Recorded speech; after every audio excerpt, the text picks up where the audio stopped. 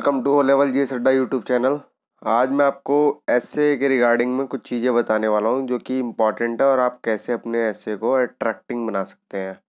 ठीक है, उन सब चीज़ों के अहम पहलुओं पर यहाँ चर्चा की जाएगी। उससे जानने से पूर्व ये जान लेते हैं कि निबंध किन किन क्षेत्रों से पूछे जाते हैं या किन किन सब्जेक्ट से आता है। तो आपको पता ही होगा, साहित्य संस्कृति मोस्ट इम्पॉर्टेंट रहता है इनका हमेशा, और इस टॉपिक को लिखना भी चाहिए। सामाजिक क्षेत्र से होता है और राजनीतिक क्षेत्र से होता है। 3 निबंध आते हैं जिसमें से कि आपको एक करना होता है इस क्षेत्र में से। विज्ञान, पर्यावरण और प्रौद्योगिकी, आर्थिक क्षेत्र, कृषि एवं व्यापार। यहाँ पे भी आपको भाग दूसरे में से एक ऐसे करना होता है। राष्ट्रीय एवं अंतर्राष्ट्रीय घटनाक्रम जो कि आईआर से जुड़ा होता है, आपका इंटरनेशनल रिलेशन से जुड़ा होता है। प्राकृतिक आपदाएं, भूस्खलन, चक्रवात, भूकंप, बाढ़, सूखा इत्यादि। राष्ट्रीय विकास योजनाएं, एक हिस्से आपको लिखना होता है। 3 आपको ऐसे लिखने होते हैं। ठीक है, वर्ड लिमिट्स इनकी तय होती है। हाल फिलहाल आपका आरओ मेंस होने वाला है और बीईओ का मेंस होने वाला है आपका, उसमें आपके ऐसे आएंगे। तो ये इसके टॉपिक्स हैं। ठीक है, टॉपिक्स मैं आपको ब्रीफ कर चुका हूँ, एक बार आप देख लीजिएगा। Already you know that the what is the syllabus in RO mains and UPPSC mains. ठीक है, सिमिलरिटी रहती है, कॉन्ग्रुएंसी भी रहती है, एक समता रहती है। तीनों का विषय एकदम सेम होता है। आपको 3 निबंध लिखने हैं और इसकी लिमिट्स में लिखने हैं। तो मुद्दे की बात पे आते हैं कि लिखना कैसे है। तो वो सब आडंबरी चीज़ नहीं बताने वाला हूँ मैं कि ये करना, ये वो करना, ये सब करना।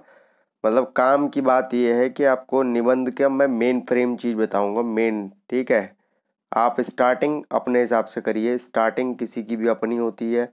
ठीक है, स्टार्टिंग और एंडिंग उसकी अपनी रखिएगा, किसी को कॉपी या इमिटेट करने की कोशिश मत करिएगा।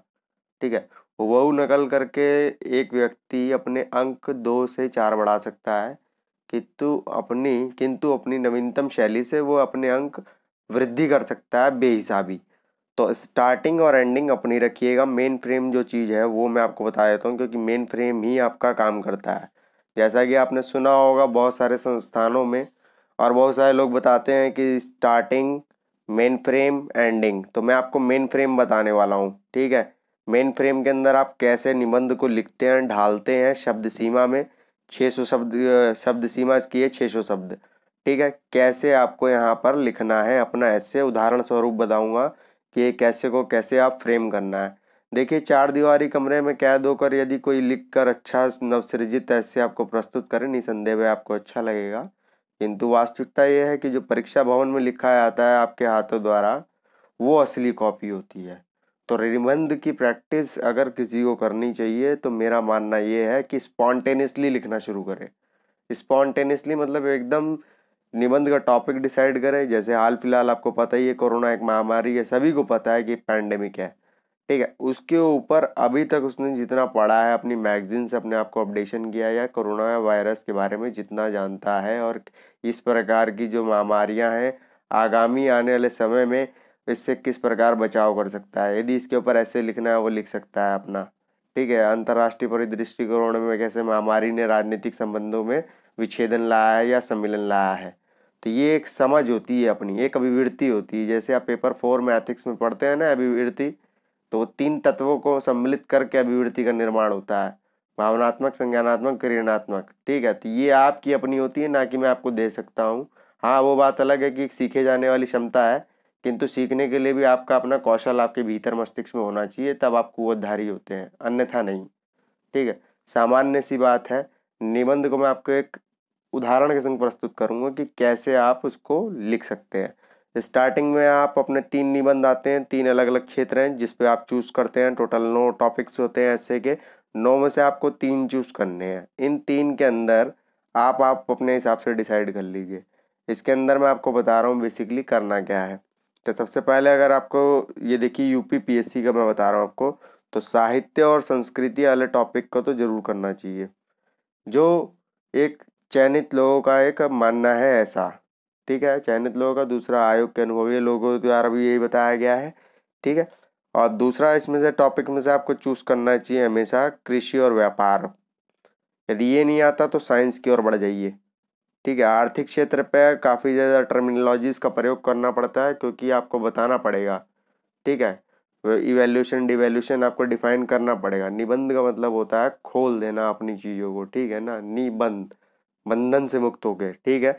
और यहाँ पर आपको योजनाएं नहीं करनी चाहिए, क्योंकि योजनाएं तमाम प्रकार की आती है, आप उतना अच्छा नहीं बता पाएंगे। यहाँ से उठा लीजिएगा ये वाला टॉपिक। तो ये टॉपिक्स भी मैंने आपको बता दिए, अगर if you want to secure your good marks in essay, ठीक है।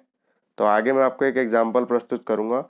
मैंने स्टार्टिंग, आप कहेंगे कि स्टार्टिंग नहीं बताई है, स्टार्टिंग इसलिए नहीं बताई है, इसका रीज़न ये है कि कोई बंदा स्टार्टिंग अपनी किसी कवि की मारक लाइनों से करता है, ठीक है, पहली बात। दूसरा, कोई निबंध अपना कोई बच्चा ऐसे स्टार्ट करता है कि किसी क्वेश्चन को पुटअप करता है, यानी प्रश्न चिन्ह निरूपित करता है उस निबंध के अंदर, क्या ऐसा होना संभव था, हाँ या नहीं। हाँ या नहीं की बात जहाँ उत्पन्न होगी तो उसका एक्सप्लेनेशन देगा, उसका विस्तार पूर्वक उसको समझाएगा। यदि हाँ तो ये प्रभाव घटेगा, यदि ना तो ऐसा होगा। फिर दोनों को मिला के एक निष्कर्ष देगा जो कि अंत में जाएगा, और बीच वाले भाग में ही उसकी पकड़ आ जाएगी कि क्या ये जानता है, कितना इसके पास, छात्र के पास जानकारी उपलब्ध थी, किस तरीके से इसने संयोजा है। उसी के मध्य उसकी ग्रामर, उसकी वर्तनी, उसकी जितनी भी मिसस्पेल्ट होती हैं आपकी संज्ञा की, सर्वनाम की, विशेषण की, है ना, पर विशेषण की जानकारी वहीं पे ही भांप ली जाती है। इसीलिए हिंदी भाषा के पश्चात इसका महत्व सबसे ज़्यादा बढ़ आता है। अगर if you want to secure your self in PCS and other examinations like that RO and BEO, तो you must do work on essay, you all must do work, ठीक है, इस टॉपिक पे काम करना है। तीसरी बात, तीसरा ऐसे जब आप लिखते हैं तो किसी उदाहरण को उठा लेते हैं, है ना।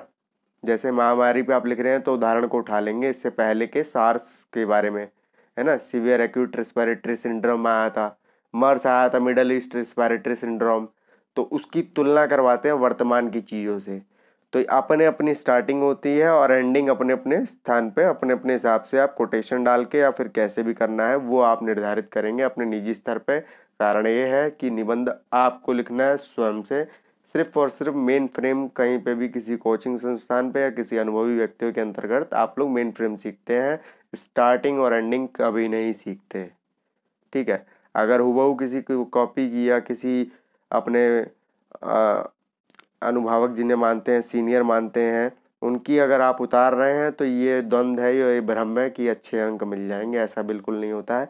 सारी चीज़ मेन फ्रेम की होती है, मेन फ्रेम का वेटेज ज़्यादा होता है, ठीक है। हाँ, इंट्रो आपका जानकारी बताया जाता है, इंट्रो बताया जाता है कि लक्षण कैसे हैं इसके निबंध के, ठीक है, इंडिकेशंस वो बताता है, सीधी सीधी बात है। और एंडिंग से कोई मतलब नहीं है, एक हैप्पी एंडिंग, सकारात्मक वाली एंडिंग रखिएगा। भाषा में संयोजता, सकारात्मकता दर्शानी चाहिए सदैव निबंध में। अपनी चीज़ों को अगर आप उसके नकारात्मक पहलू को भी दर्शा रहे हैं तो वो तुलनात्मक रूप से कम होने चाहिए। कहने का मतलब 80% से 70% आपकी पॉजिटिविटी चीज़ें होनी चाहिए और 30% नेगेटिव चीज़ों को दर्शाना है आपको। आपकी इससे अभिवृत्ति पकड़ में आती है, किस प्रकार का व्यक्ति है, कैसी इसकी मनोदृष्टि है, कैसी इसकी मनोभावना है, कि निबंध लिखने को कितनी उत्सुकता से किस प्रकार से लिख रहा है और किस प्रकार से चीज़ों को समझता है और उसमें कितने प्रॉज एंड कॉन्स खोज लेता है एक ही समय पर, ठीक है। मैं कार्ल मार्क्स की तरह नहीं बता रहा हूँ आपको कि सामाजिक, आर्थिक, राजनीतिक संघर्ष है, संघर्ष, जीवन तो संघर्षमय है। यदि आपकी कलम नहीं चलेगी ठीक से तो निसंदेह विश्वास मानिए कि अंक इस विभाग में कम मिलते हैं और ये स्कोरिंग होता है। कुछ छोटी छोटी चीज़ें होती है जिनका आप यदि ध्यान रखें तो इसमें अंक उठा सकते हैं आप, ठीक है। उसी को मैं आपको विस्तार पूर्वक एक कैसे बताऊंगा पूरा कि कैसे बेसिकली आपको लिख कर आना है। ये कैसे है, ठीक है, ऐसे का मैं आपको टॉपिक बता दे रहा हूँ किस विषय पे लिखा गया है। भारत में सतत जल आपूर्ति प्रबंधन चुनौतियाँ और समाधान, ठीक है। आप इसकी मेन चीज़ जो इंट्रोडक्शन पार्ट होता है जिसको हिंदी में भूमिका कहा जाता है वो अपने स्तर पर निर्धारित करिएगा कि आप इसको कैसे लिखते हैं। ये थोड़ा सा साइंटिफिकली लिखा जाता है इस प्रकार का निबंध, तो मैं आपको प्रस्तुत कर रहा हूँ, देखिएगा। यदि आप इस चीज़ को समझ सके और लिख सके तो इससे बेहतर कोई चीज़ नहीं। आंकड़े और तथ्य आपको साफ दिखेंगे किस प्रकार से प्रयोग करने हैं, ठीक है। वो आप अपने निजी स्तर पर निर्धारित करेंगे किस प्रकार के आंकड़ों और सुक्तियों का प्रयोग करते हैं आप अपने निबंध को अति मारक बनाने के लिए। तो ठीक है, मैं देखिए स्टार्ट कर रहा हूँ, आपको ब्रीफ कर दे रहा हूँ कि पूरा कैसे आपको करना है ये, ठीक है। सतत किसी ऐसे प्रयास को अनवरत जारी रखना है जो आज भी सही होगा और भविष्य के लिए भी ये उपयोगी हो, यही सतत अवधारणा है। भारत द्वारा हर प्राकृतिक संसाधन क्षेत्र में इस अवधारणा को शामिल किया जा रहा है। भारत विश्व का दूसरा जनसंख्या वाला देश है। जल आपूर्ति दोहन की यदि बात की जाए तो ये नासा की रिपोर्ट के अनुसार भारत अपने उपलब्ध जल संसाधन का 165 बिलियन क्यूबिक का प्रयोग कर चुका है, ठीक है, जो कि संपूर्ण जल संसाधन का 25% है। आंकड़े सोचने पर विवश करते हैं कि भविष्य में यदि युद्ध हुआ तो जल संकट के अस्तित्व को लेकर ही होगा। आखिर कौन है जिम्मेवार इस समस्या का, सरकार या नागरिक? कोई तो है। भारत का भूजल बहुत अधिक गहराई पर चला गया है, जिससे जल आपूर्ति संबंधित समस्याएं व्याप्त हो रही हैं। आज कई राष्ट्रों के मध्य कई शहरों में विवाह मात्र इसलिए किया जा रहा है कि वाटर वाइफ आएगी तो पानी की किल्लत की कमी को दूर करेगी, ठीक है। तो आंकड़े आप अपने पेपर 2 यानी जीएस के पेपर 2 में, ठीक है, जीएस पेपर 3 में डालने के लिए जो लिखते हैं अपने सिनॉप्सिस में, वहाँ से ही उठाइएगा। फर्जी का दिमाग मत लड़ाइएगा। यदि आपके पास पहले आपने जो मैगजीन पढ़ी हैं उनमें कुछ आंकड़े आपके पास पढ़े होंगे तो उन सब का प्रयोग निबंध में किया जाता है। वो आप क्षेत्रवार करेंगे, जैसे सामाजिक क्षेत्र के आंकड़े, सामाजिक के अलग, आर्थिकी के अलग, ठीक है, राजनीति के अलग। अमूमन राजनीति में अपराधीकरण के आंकड़े डाले जाते हैं या महिला सशक्तिकरण के आंकड़े ये दर्शाए जाते हैं संसद में महिलाओं की भूमिका कम है, तो उस प्रकार के, ठीक है। मैं एक मोटी मोटी आपको समझ दे रहा हूँ कि निबंध लिखने से पहले किस प्रकार की चीज़ें आपके पास होनी चाहिए। शायद आपने इस पेज में ये सब चीज़ें देख ली होंगी, है ना। इसी प्रकार से मैं आपको क्रमवार पढ़ता जाऊंगा, आप समझ जाएंगे कि मेन फ्रेम पार्ट को किस तरह से ड्राइव्ड करना है at a time in exam, ठीक है। एग्जामिनेशन हॉल में आपको ये सब चीज़ें तभी उतरती हैं, इससे पहले आपने प्रैक्टिस की होती है, अन्यथा ये सब चीज़ें नहीं उतरेंगी, बिल्कुल नहीं उतरेगी। नहीं तो वहाँ पर आप क्या करने वाले हैं आपको खुद नहीं पता है, वहाँ आप भूलने वाले हैं। एक निबंध को लिखने से पूर्व जो चीज़ मैं बिल्कुल हूबहू बता रहा हूँ कि क्या करना है वहाँ पर, इसी प्रकार से डालने हैं। जब आप अपने सिनॉप्सिस बनाते हैं, अपने आपको जैसे क्वेश्चन पेपर मिलता है, सिनॉप्सिस बनाते हैं तो उसमें सामाजिक, आर्थिक, राजनीतिक तमाम चीज़ों की छोटे छोटी चीज़ें लिखते हैं, जिसमें आंकड़े रहते हैं, डेटा रहते हैं, या फिर क्यूरियस इन्फॉर्मेशन रहती है जिसमें जिज्ञासा भरी रहती है जिन जानकारियों में, वो डालते हैं आप, ठीक है। में बहुआयामी चुनौतियों का विकराल रूप देता जा रहा है। राजस्थान में जल स्तर की बहुत शोचनीय स्थिति है। यह बात करें या मध्य प्रदेश की, बिहार आदि की, तो यहाँ भी जल स्तर न्यूनतम स्थिति पर आ गया है, ठीक है। यदि उत्तर प्रदेश और मध्य प्रदेश, बिहार आदि, तो यहाँ भी जल स्तर निम्नतम स्तर पर आज पहुँचा है। कई कई जगहों पर प्रदेश में भूजल की गहराई 300 से 350 फुट हो गई है। इसे क्या करना, अगर निबंध का कोई पहलू आपके राज्य विशेष से जुड़ रहा होगा तो उसके आंकड़े भी आपको याद होने चाहिए, ठीक है, क्योंकि राज्य स्टेट के बारे में अगर आप लिखते हैं तो एक अच्छा पॉजिटिव इंडिकेशन जाता है जो आपकी कॉपी चेक कर रहा होता है, ठीक है। नीति आयोग द्वारा हाल ही में राज्यवार जल संसाधनों की गणना की गई, जिसमें चेन्नई जैसे महानगर में वर्तमान में जल संकट विद्यमान है। स्थिति इतनी विकराल है, जल संसाधन विभाग ने कर्मचारियों को यह तक कह दिया है कि कार्यालय का काम घर से ही करें। अधिकतर तालाब, नदियाँ और नहरें सूख गई हैं और आने वाले समय में यह समस्या और विकराल रूप धारण कर सकती है। यदि समय रहते इन समस्याओं का समाधान नहीं किया गया तो परिणाम और गंभीर होंगे।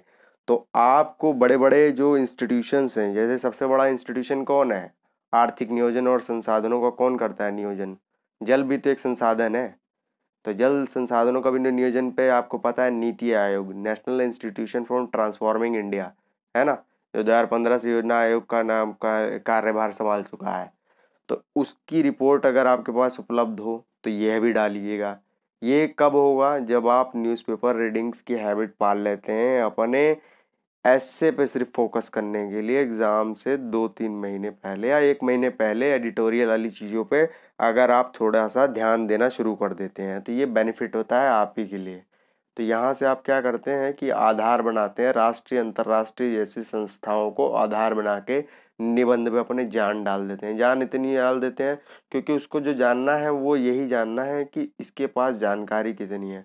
बेसिकली ये देखा जाता है निबंध में अक्सर लोगों के पास जानकारी का अभाव होता है और शब्दों का दोहराव होता है, और इन दोहराव से बचने के लिए आपको अच्छे अच्छे संस्थानों की, अमूमन आप बढ़िया बढ़िया मैगजीन पढ़ते होंगे, कुरुक्षेत्र या योजना जैसी मैगजीन्स का भी सहारा मात्र इसलिए लेते हैं क्योंकि उनमें शब्दों का दोहराव नहीं होता है। आप देखते होंगे जैसे भी जो भी रिसर्च की जो रिपोर्ट्स आती हैं वो डिफरेंट डिफरेंट टाइप की होती हैं। आप देख लीजिए ना, भारत में गरीबी के आंकड़े मापने के कितने पैमाने हैं, सबकी रिकमेंडेशन अलग है, पर एक चीज़ कॉमन है कि गरीबी गरीबी ही है। चाहे वो सापेक्ष हो निरपेक्ष हो, उसके रूप में खंडन कर दिया गया है, पर गरीबी रिमेन सेम है ना, पॉवर्टी रिमेन सेम है वहाँ पर अपनी जगह, पर उसको बताने का तरीका और उसको काउंट करने का तरीका अलग हो गया है। तो ये चीज़ मेरा बताने का आपको मकसद है कि मेन फ्रेम कैसे आपको सेटअप करना है अपने एग्जाम में। ठीक है।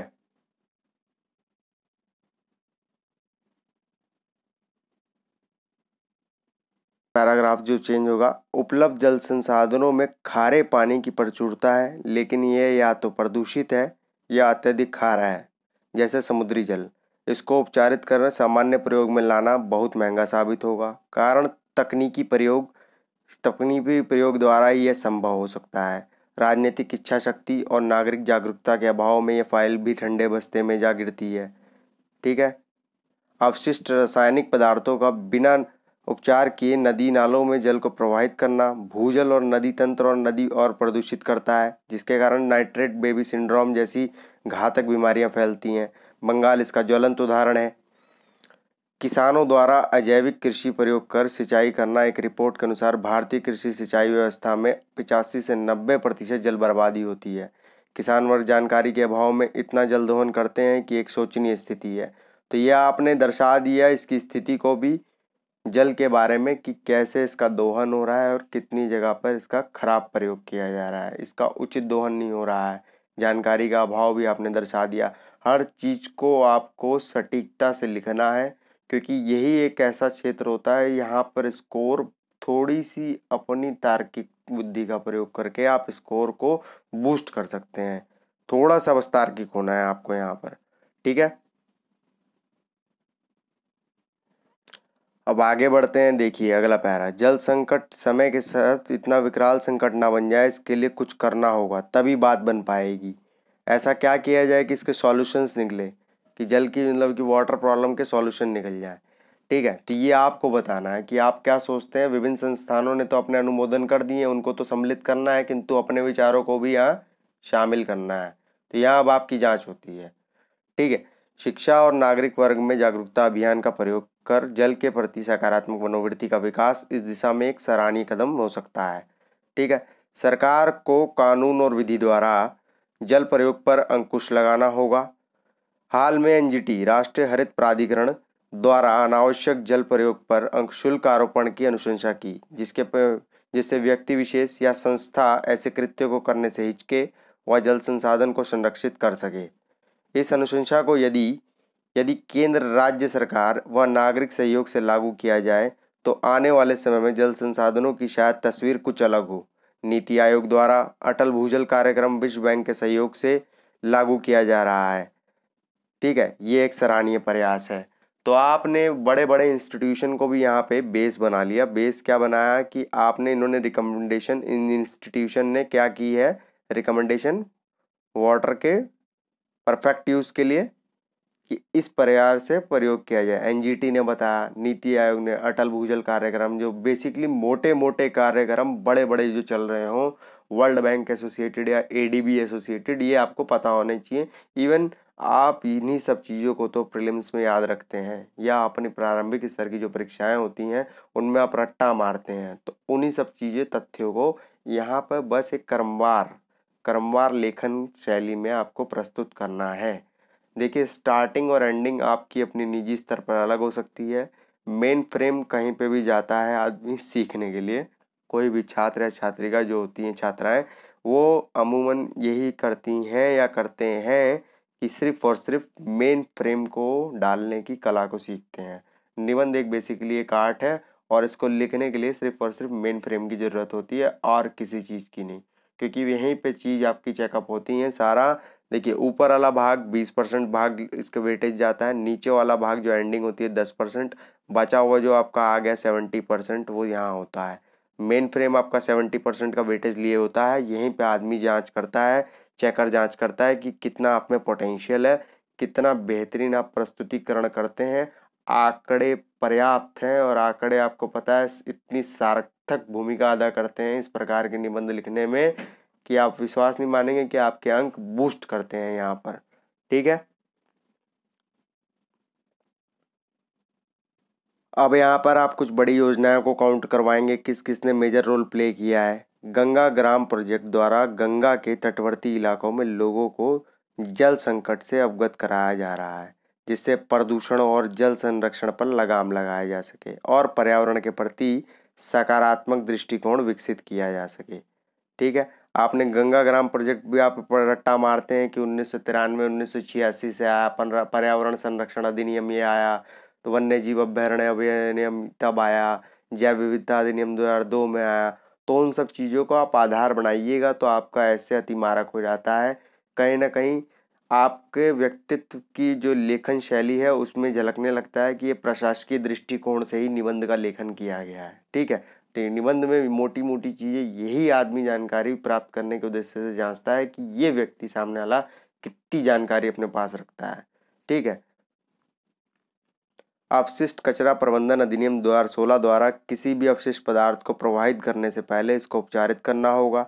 हाल में केंद्र सरकार द्वारा कंपनी अधिनियम 2013 के द्वारा प्रत्येक सरकारी और निजी उपक्रम जो कि कॉरपोरेट सामाजिक उत्तरदायित्व CSR के योग्य हैं, वे अपने लाभ का 2% इन समस्याओं के समाधान पर व्यय करेंगे। इन समस्याओं से निजात मिल सकेगी इससे। ठीक है, सरकार ने एक दीर्घकालिक रोड मैप तैयार करने की आवश्यकता है जिससे यह प्रावधान हो सके कि अपने उपलब्ध जल संसाधनों का यदि उचित दोहन नहीं करते तो उनके अनुदान में कमी लाई जाए।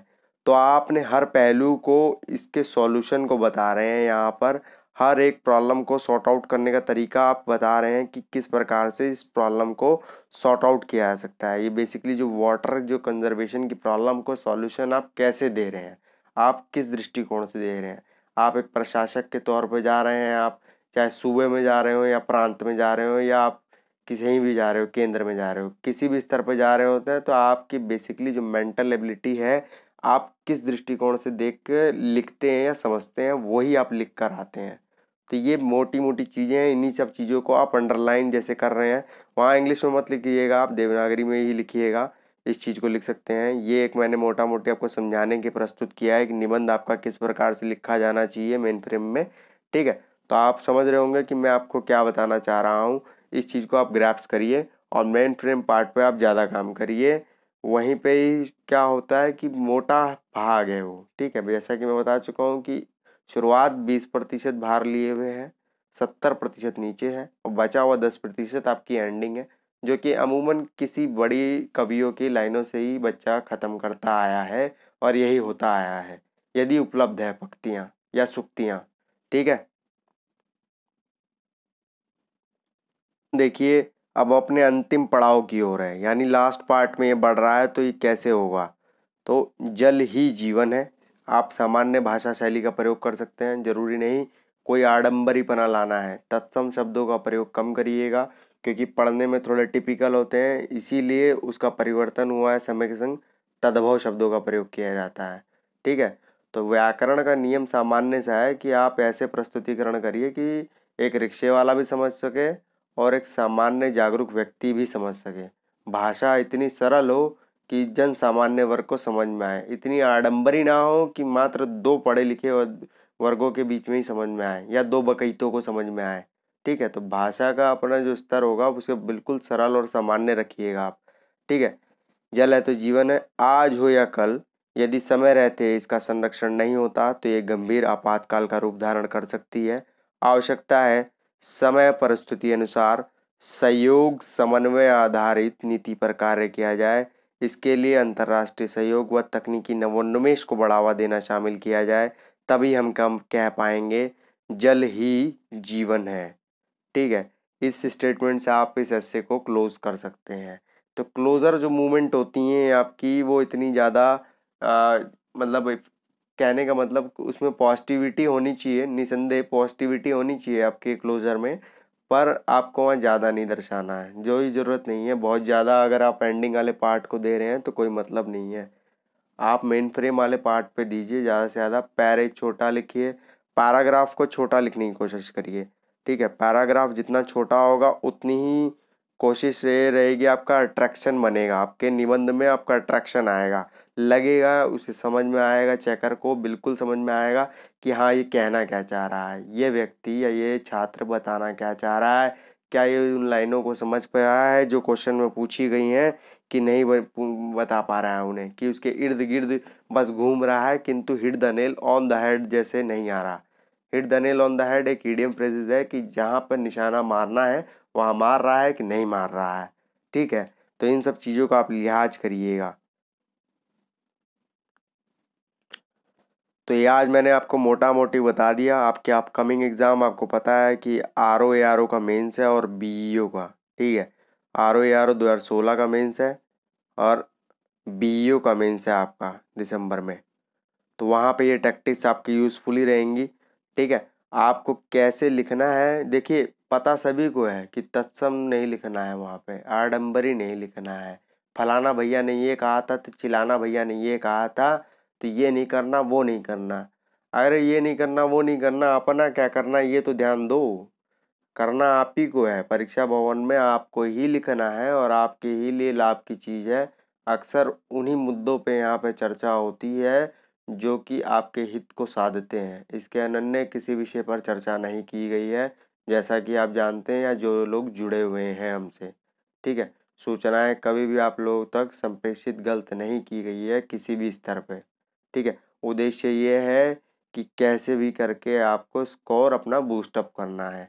तो मेन फ्रेम पे काम करिए, मेन फ्रेम ही मेन होता है। बार बार इसलिए दोहरा रहा हूँ इस शब्द को कि आप उस भाग पे यदि काम कर लेते हैं तो स्टार्टिंग और एंडिंग आप जैसे तैसे कर लेते हैं शुरू, क्योंकि आप भवन में बैठ गए हैं, परीक्षा भवन में, तो लिखना तो है ही। चाहे मुंह ताको, चाहे इधर देखो, चाहे उधर देखो, 400 के बदले आप हो सकता है कि 300 लिख कर आए वर्ड, है ना, पर लिखना तो है ही, शुरुआत तो करेंगी। तो मेन फ्रेम जो आके ना भूले वही कहलाता है स्कोरर। ठीक है, स्कोरर यही होता है, मेन फ्रेम पे काम कर ले। तो ये मेन फ्रेम पे काम करने के लिए मैं आपको बता ही चुका हूँ किन किन चीज़ों का प्रयोग करना है आपको। आप 1 महीने पहले अपने एग्ज़ाम से 1 डेढ़ महीने पहले एडिटोरियल का यूज़ करिए।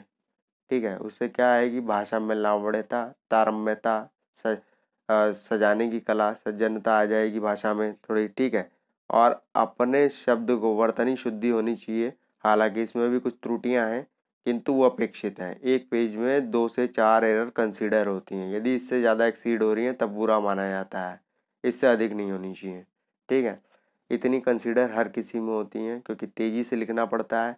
आप ऐसे को लिखने से पहले सिनॉप्सिस भी बना सकते हैं, बनाना चाहिए, यदि मैं कहूँ तो बनाना चाहिए। सिनॉप्सिस बनाने से क्या होता है कि आपका एक क्रम बन जाता है।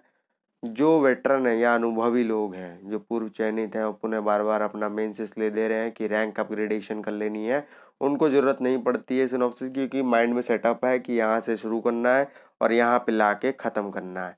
ठीक है, तो इस सब चीज़ों को उनके लिए नहीं है। और पर जो जो नए हैं, जिनको नहीं पता कि मेन फ्रेम पार्ट कैसे यूज़ करना है, उनके लिए है। बेसिकली आप देखते होंगे विज्ञान के जो ऊपर निबंध आते हैं उससे लोग कटाव करते हैं, है ना, और साहित्य और संस्कृति पे भी लोग कटाव करते हैं, है ना। जो मैंने 3 टॉपिक आपको एग्ज़ाम में आने के लिए बताए हैं, उन टॉपिक्स पे आप अगर कमांड करते हैं वो हर बार आते हैं, क्योंकि वो प्री डिसाइडेड है सिलेबस में आपके मेंस में कि ये आने हैं तो आने हैं, ये फिक्स है तो फिक्स है। तो उन्हीं टॉपिक्स पर अगर आप अच्छी कमांड कर लेते हैं इन दिनों में, बचे हुए दिनों में, तो बहुत बेनिफिट होगा आपको। ठीक है, और इस पे काम आपको कंटिन्यू मोड में करना होगा, तभी ये आ पाएगा। और ये लेखन एक कला है, यहाँ पे लिखा हुआ है, इसका अर्थ ही है सीधा सीधा कि एक सीखे जाने वाली भी कला है। ठीक है ना, अभिवृत्ति। ठीक है, अभिवृत्ति एक सीखे जाने वाली एक कला है, इसके ऊपर आप काम करेंगे निसंदेह सीख जाएंगे, किंतु काम करना पड़ेगा आपको, ऐसे नहीं चलेगा। हफ्ते में आपको 2 निबंध तो एटलीस्ट लिखने पड़ेंगे, चाहे किसी भी क्षेत्र विशेष पे लिखिए। इससे डर निकलेगा, भ्रम निकलेगा, जानकारी का अभाव होगा तो वो भी अपनी त्रुटियों को सुधार करेंगे, तो लिखेंगे तो सुधार आएगा।